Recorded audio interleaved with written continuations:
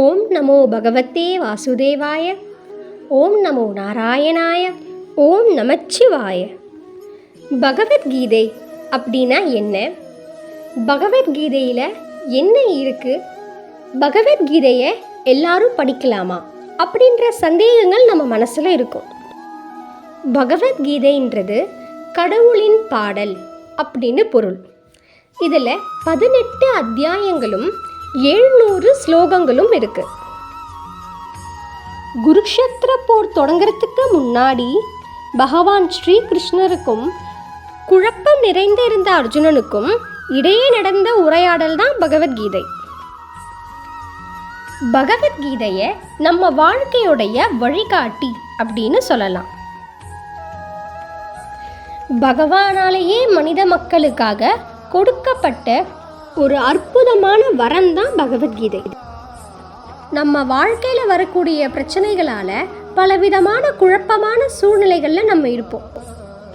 தீர்வு காண முடியாத பலவிதமான துன்பங்களில் இருப்போம். நம்ம வாழ்க்கையில் ஏற்படுற பிரச்சனைகளுக்கு எப்படி தீர்வு காணணும் அப்படின்ற வழிகாட்டுதல் பகவத்கீதையில் இருக்குது. நமக்கு ஏற்படுற சூழ்நிலைகளை எப்படி கையாளணுன்ற வழிகாட்டுதலும் பகவத்கீதையில் இருக்குது. இருள் நிறைந்த சூழல்ல ஒரு அகல் தீபம் ஏற்றும் போது சுற்றி இருக்கிற எல்லா இருளும் மறைஞ்சு எப்படி ஒரு வெளிச்சம் பிரகாசிக்குதோ அதுபோல இருள் நிறைந்த நம்ம வாழ்க்கையில் பகவத்கீதை அப்படின்ற ஒரு ஞான தீபத்தை ஏற்றி பகவான் நம்மளை வெளிச்ச பாதைக்கு கூட்டிட்டு போறார்.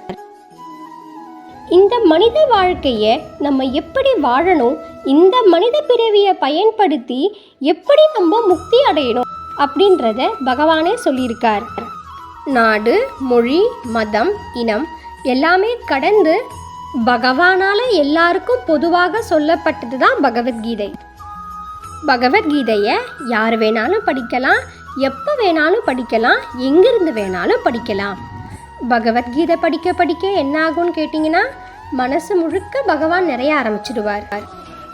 பகவத்கீதையை படிங்க, பகவத்கீதையை கேளுங்க, மற்றவங்களுக்கும் பகவத்கீதையை சொல்லிக் கொடுங்க.